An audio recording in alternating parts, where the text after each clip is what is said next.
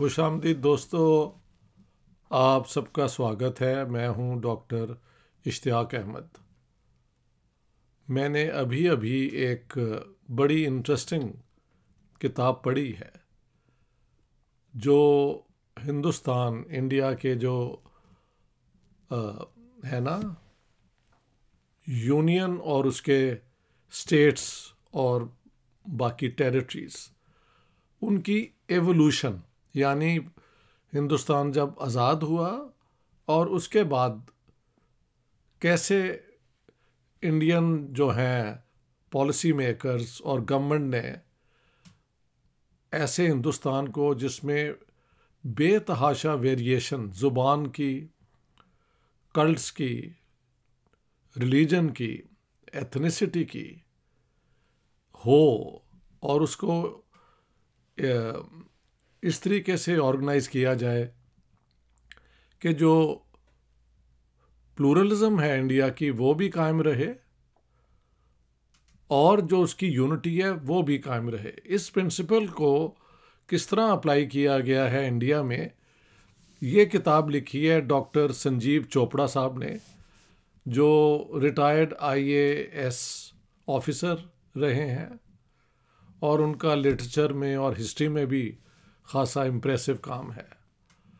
उन्होंने ये भी लिखा है कि वो बचपन से जियोग्राफी और मैप्स के अंदर इंटरेस्टेड थे, and I think this was a very wise decision when he retired, कि देखा जाए कि हिंदुस्तान को एक रखने में, यूनाइटेड रखने में, और उसकी जो ये है कल्चरल, लिंग्विस्टिक, एथनिक वेरिएशन और जो डेवलपमेंट, अंडर डेवलपमेंट का इशू है कि जो रिसोर्सेज हैं वो कैसे एलोकेट किए जाएं, वो कैसे इंडिया ने डील किए। You see, I am basically a political scientist, और मेरे लिए इस किस्म के एक्सपेरिमेंट बहुत फैसिनेटिंग होते हैं कि किस तरह स्टेट्स जो हैं अपने इस किस्म के चैलेंजेस को हैंडल करती हैं। तो जो मेन आर्गुमेंट संजीव चोपड़ा साहब ने पेश की है वो ये है कि शुरू से जो ख्याल था हिंदुस्तान के फाउंडिंग फादर्स का, वो तो यही था कि इंडिया एक सेकुलर इंक्लूसिव डेमोक्रेसी होगी। लेकिन ये भी सब लोग अवेयर थे कि जहाँ तक हम सोसाइटी में आए तो वो तो बहुत एक कॉम्प्लेक्स किस्म की सोसाइटी है। इतने ज़ुबानों की वेरिएशन, इतनी डायलेक्ट्स, और उसमें मज़ीद लेवल्स ऑफ डेवलपमेंट। जो शहर हैं वो मॉडर्न दौर में हैं, जो गांव हैं वो अभी भी पिछली सोसाइटी में एग्जिस्ट कर रहे हैं, हाँ जी, और जो ट्राइबल एरियाज़ हैं वो तो इन सारे फ्रेमवर्क से बाहर हैं। लेकिन मॉडर्न स्टेट जो होती है वो हमेशा अपने यूनिट्स के अंदर अपने लिंकेज जो है ना वो कायम रखती है। तो इंडिया को 1928 में, मैंने कई दफ़ा कहा है, विजन ऑलरेडी एग्जिस्ट करता था। मोतीलाल नेहरू रिपोर्ट में जो रिकमेंडेशन थी कि इंडिया एक यूनाइटेड मुल्क होगा और उसके एक फेडरेशन होगी जिसमें सेंटर के पास इफ़ेक्टिव पावर होंगी कि वो पूरे हिंदुस्तान को इंटीग्रेट, कोऑर्डिनेट करके एक साथ डेवलप करे, हाँ जी। और अलबत्ता उन्होंने प्रोविंसेस के लिए भी बेतहाशा सब्जेक्ट जो है वो तभी एक्सेप्ट कर लिए थे। अब ये सारा जो प्रोजेक्ट था 1928 वाला नेहरू रिपोर्ट का, वो तो एक यूनाइटेड इंडिया का था। जब इंडिया की पार्टीशन हो गई और 1 से ज़्यादा मिलियन लोग उसमें मारे गए और 14 से 15 मिलियन लोगों को घर छोड़ के भागना पड़ा अपने आप को बचाने के लिए, तो उसके बाद जो है, जो असूल बना था ना 1928 की मोतीलाल नेहरू रिपोर्ट में, कि नए प्रोविंसेस बनाए जा सकते हैं, हाँ जी, स्टेट्स बाद में उसे कहा गया इंडियन कॉन्स्टिट्यूशन में union of states, the Indian union जो है स्टेट्स की है, भारत भी कहा जाता है ना। तो वो ये था कि इस किस्म की सारी वैरायटी को भी कायम रखा जाए और एक सेंट्रल वो जो कहते हैं गवर्नमेंट वो भी एग्जिस्ट करे। तो लेकिन क्योंकि पार्टीशन हो गई तो उसकी वजह से हिंदुस्तान के अंदर एक सेंस बहुत एक्यूट पैदा हो गया कि no more partition, no more the parts of India breaking away to become something else. ये एक ओवर सेंसिटिविटी थी, but that's how India is. हाँ जी। तो उसको संजीव चोपड़ा साहब ने, जो हिस्टोरियन भी हैं और जो क्योंकि महल उनकी लीडिंग पोजीशंस सिविल सर्विस में रही हैं, इज़ वेरी वेल इन्फॉर्म्ड, उन्होंने फिर ये सारा जो है ना लिटरेचर, देखें इंडिया वाज 9 प्रोविंसेस और ये जो प्रोविंस अंग्रेज़ों ने बनाए थे उसमें एडमिनिस्ट्रेटिव कि कैसे इस इलाके को एडमिनिस्टर किया जाए और डिफेंस कंसर्न्स को मद्देनज़र रख के बनाए गए थे। तो उन प्रोविंसेस में कई किस्म की नेशनैलिटीज़ भी होती थी जो मुख्तलिफ ज़ुबानें बोलती थीं, ये और वो। मेरे ख़्याल से जो शुरू से असूल बन गया और पार्टीशन होने के बाद वो ये था कि मज़हब के नाम पे नेशनल यूनिट्स नहीं बनाने चाहिए, लेकिन ज़ुबान के एतबार से नेशनैलिटीज़ को मान लेना चाहिए। 28 रिपोर्ट में भी ये था, 36 की कांग्रेस की रिपोर्ट में भी ये था, और इसी असूल को लेके फिर इंडिया को रीऑर्गेनाइज किया गया। तो चैप्टर जो शुरू के हैं वो बताते हैं कि यार इनके अलावा there were more than 500 and I think 562 princely states, उनको इंडिया के अंदर जम करना, अमेलगमेट, एक बड़ा चैलेंज था जिसको होम मिनिस्टर वल्लभ भाई पटेल और वीपी मेनन जो एक सीनियर ब्यूरोक्रेट थे उन्होंने मैनेज किया। उसमें कैरेट एंड स्टिक दोनों, यानी उनको उनके रूलर्स को कुछ एश्योरेंसेस भी दी गई, प्रिवी पर्सेस उनको दिए गए, मतलब उनकी इनकम ताकि जायज़ रहे, उनकी कुछ बिल्डिंग्स उनके हाथ में भी रहने दी गई। हाँ जी। सो इट वाज डन और कॉम्पनसेशन भी दी गई। हाँ जी।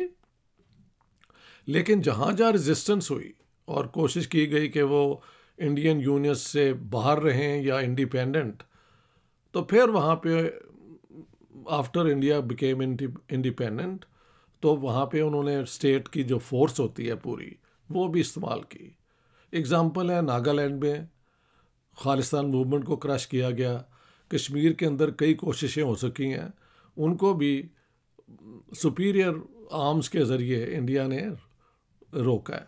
बट इन सारी बातों को मानते हुए जो प्रिंसिपल इंडिया में बना कि भाई ठीक है, आपकी जो स्पेशल रिक्वायरमेंट्स हैं कि आपके कल्चर को प्रोटेक्ट किया जाए, आपके इलाके की तरक्की के लिए ख़ास वो यूनिट्स भी होने चाहिए छोटे, जहाँ पे एलोकेशन ऑफ फंड्स हों, और ये इन असूलों को लेके तो फिर आफ्टर दिस वाज डन के princely states, the next important thing was the state organising committee बनी जिसकी रिपोर्ट बड़ी इंटरेस्टिंग है और वहाँ पे कई एग्जाम्पल दिए गए हैं। मैं तो 2-3 एग्जाम्पल ही दूंगा। मसलन क्योंकि हम पंजाब में रहते हैं तो ज़ुबान की बुनियाद पे स्टेट्स इंडिया में बनने का असूल माना गया। साउथ इंडिया में मलयालम, कन्नड़ा, तमिल और तेलुगु स्टेट्स बनी। बाद में महाराष्ट्र और गुजरात, एक ही बॉम्बे प्रेसिडेंसी होती थी, वहाँ पे भी आई थिंक 1960 में असूल ये बना कि लैंग्वेज की ज़ुबान पे कुछ इलाके महाराष्ट्र बन गए, कुछ गुजरात बन गए और बॉम्बे को उन्होंने महाराष्ट्र को दे दिया। When it came to Punjab तो वहाँ पे क्योंकि पंजाबी सूबा की मूवमेंट चल रही थी जो बेसिकली सरदारों ने लीड की हुई थी, सरदारों का अपना प्रॉब्लम था कि क्योंकि their numbers were small, only 13.2% of the former Punjab population, तो उन्होंने इस मसले को मज़ीद कि जी पंजाबी जो लोग बोलते हैं वो उनका एक सूबा होना चाहिए। और जब वो फिर 1966 में इंदिरा गांधी के दौर में बना, तो जो नॉन पंजाबी स्पीकिंग इलाके थे, जो अब हरियाणा स्टेट बन गई है, वो एक हो गए। पंजाबी स्पीकिंग डिस्ट्रिक्ट्स जो हैं वो पंजाब, इंडियन पंजाब को मिल गए और कुछ इलाके हिमाचल को दे दिए गए। अच्छा, वहाँ पे गुजरात और महाराष्ट्र के दरमियान Bombay was given to Maharashtra, लेकिन यहाँ पे पंजाब में उन्होंने चंडीगढ़ को पंजाब का और हरियाणा का जॉइंट कैपिटल बना दिया। तो बड़ा फ्लेक्सिबल किस्म का अप्रोच रहा है इंडिया के अंदर। So I think this is an interesting book. मैंने उसका रिव्यू भी किया है, जो मैं साथ आपके अटैच कर रहा हूँ, जो फ्राइडे टाइम्स पाकिस्तान का लीडिंग इंटेलेक्चुअल अखबार है, उसमें छपा भी है कि देखें पाकिस्तान के अंदर क्योंकि आइडियोलॉजिकल स्टेट बनी थी, तो इन्होंने इस्लाम के अलावा उर्दू ज़बान को सबके ऊपर इम्पोज़ किया। हालांकि उर्दू 1947 में तो 3-4% की मदर टंग थी। जब पाकिस्तान टूट गया इन 71, तो ये 7%, 7.5% से ज़्यादा नहीं है। लेकिन कहा गया कि उर्दू मुसलमानों की ज़ुबान है, और फिर पाकिस्तानी स्टेट ने अडॉप्ट कर लिया और नेशनल ज़ुबान के तौर पे उसको डेवलप किया। इसमें कोई शक नहीं कि उर्दू की वजह से सारे जो हमारे 4 प्रोविंस हैं, पंजाब, सिंध, खैबर पख्तूनख्वा और बलूचिस्तान की कनेक्शन बनता है। लेकिन वहाँ उनकी अपनी ज़ुबानें हैं, उनका अपना बड़ा एडवांस लिटरेचर है।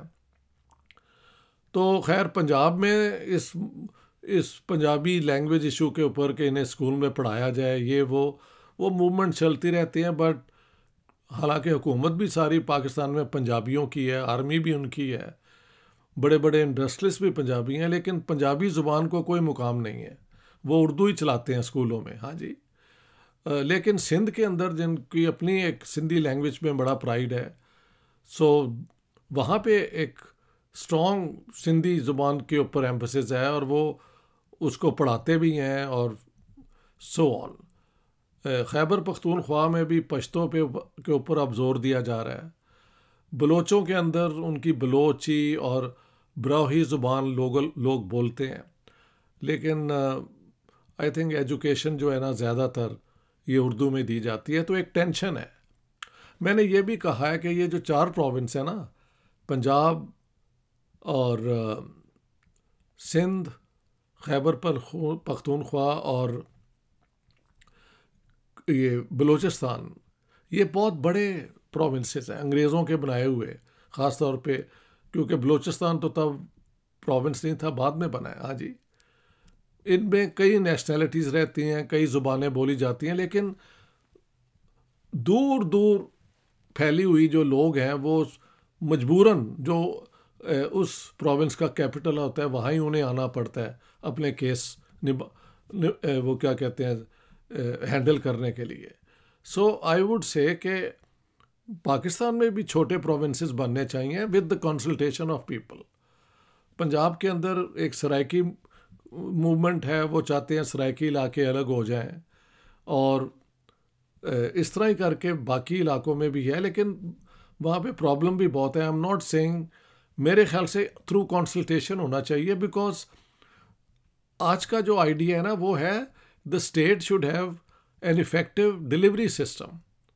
तो डिलीवरी सिस्टम तो लोकल गवर्नमेंट और छोटे यूनिट्स में ज़्यादा इफ़ेक्टिव होता है। सो मैंने कहा है कि आप संजीव चोपड़ा साहब की किताब से सबक सीखें कि इंडिया के 10 गुना ज़्यादा, बल्कि 100 गुना ज़्यादा कॉम्प्लेक्स उनके सोशल स्ट्रक्चर्स, उनका वो कास्ट सिस्टम एंड ऑल, वो होते हुए बावजूद ज़ुबान के मसले, रिलीजन्स के मसले, रिलीजन्स के अंदर सेक्ट्स के मसले, उन्होंने ये हैंडल लार्जली पीसफुली कर लिए हैं और मज़ीद भी शायद नई उनमें स्टेट्स बन जाएं एग्जिस्टिंग 29 में। कुछ उनकी डायरेक्टली एडमिनिस्ट्रेड वो हैं फेडरल टेरिटरीज भी वो मैनेज करते हैं। और so I mean India has accepted the demand for separate states but within the Indian Union, और वो एक डेमोक्रेटिक फेडरेशन का हिस्सा बनाने के लिए किया गया।